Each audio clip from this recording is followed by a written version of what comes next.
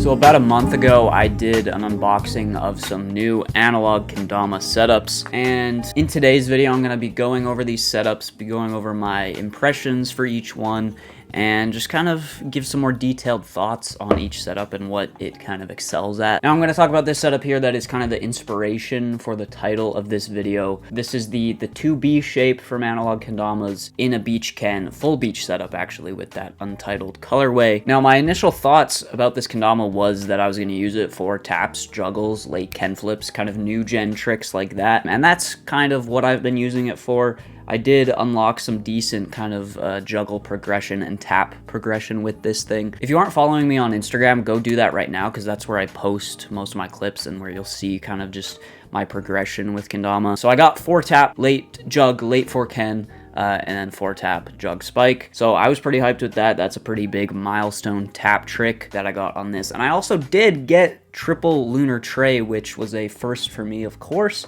and another pretty big milestone trick that I was super hyped on. So this thing can do more than taps and juggles, of course. I think the reason I did use this for that lunar tray trick is just how light the ken is. The ken on this is super easy to throw around, and that's what I think made me favorite over the squab shape, because this is a little bit of a heavier and a bigger, bulkier shape. So it is a bit harder to throw those trays around. The paint has held up super well in terms of staying sticky on this, so that made that trick super doable as well. And yeah, this is easily the most well-rounded analog shape I've ever played. It slaps lunars. It's pretty good for stalls. It's not as good at stalls as the gnome shape, which I'll talk about later. The only issue is that it is a beach ken, so it's broken down pretty fast. It already has a base cup chip, which kind of sucks, but that's to be expected with beach cans, especially if you're tapping them like crazy. They're gonna chip. Yeah, I would love to see this shape in maple.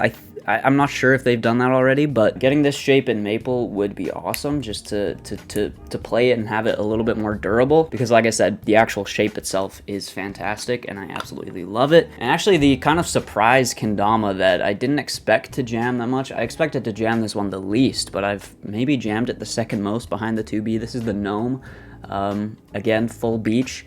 This thing, as you saw in the unboxing, it looked super honed for stalls, and that is exactly the case. All the stall points on this are boosted. The balance point or stall point for wings is insane. I've experienced tons of wing progression this past month. Just a couple of the tricks that I landed: 1, 2, 3 ring earth turn, which is pretty cool, around wing earth turn, 1, 2, 3 wing earth turn, and then just recently, which I'm super hyped about, I unlocked the around wing juggle wing, which is a trick I never thought I'd be able to do, but with this it made it possible, because those wings, again, they just lock in there. And then just recently, actually yesterday, I just landed my first ever quint stilt flip, which I was super hyped about, and I think again that's just because of how prominent that wing or that cup stall area is. Yeah, like I said, tons of progression with stall tricks with this kendama here. That's pretty much all I used it for. Not much in terms of juggles or lunars or stuff like that, but it is super honed for stalls. Yeah, this is definitely the best weight matched out of the 3 too, so maybe I'll use it for more juggle tricks down the road.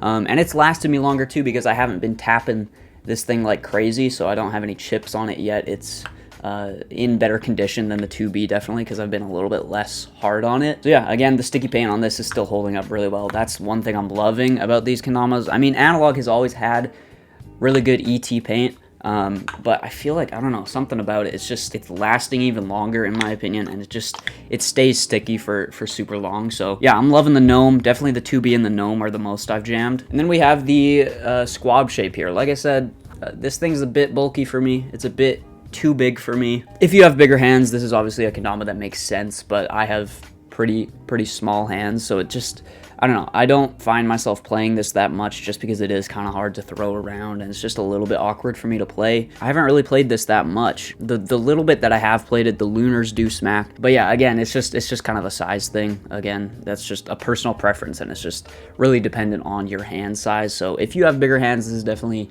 a solid kendama for that, and it's probably my favorite colorway out of the 3, to be honest. I just love the the foresty, forest green colorway to it, and then that kind of cream tracking dot. So I would really like to play this more. Maybe I'll put this Tama on a different Ken just so I can play this colorway, but again, just kind of big for my taste or my liking, so haven't played that much. And then the Sardine here, as I expected in the unboxing. I haven't really tried any like real tricks on this thing, but it is fun to play every once in a while. And one thing that I didn't bring up in that unboxing again is that the Purple Heart wood makes this a lot more playable than you probably would think it would be, because with something this small, you probably think it's going to be super light. Now it is lighter. Actually, it's about the same weight as these kind of full-size Kendamas here. So it's about the same weight, and that's because of that Purple Heart wood. Purple Heart wood is generally known as a pretty heavy wood.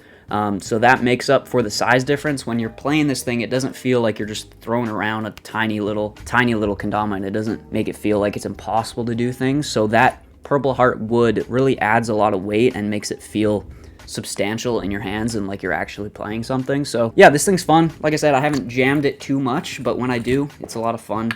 Easy to bring places, pretty small, and yeah, it's just cute. Again, I feel like it's more of like a fun little kendama that you don't take too seriously, but if you do want to land serious tricks, it is possible as well. Overall, I'm loving these kendamas here, and I'm loving the direction that Analog is going in. I'm looking forward to some more 2B releases, because again, this is probably the most well-rounded shape that I've played from Analog. So yeah, that's pretty much the video. Those are my kind of updated thoughts on these kendamas here. Leave a like if you enjoyed, subscribe, and I'll see you guys in the next video. Peace out.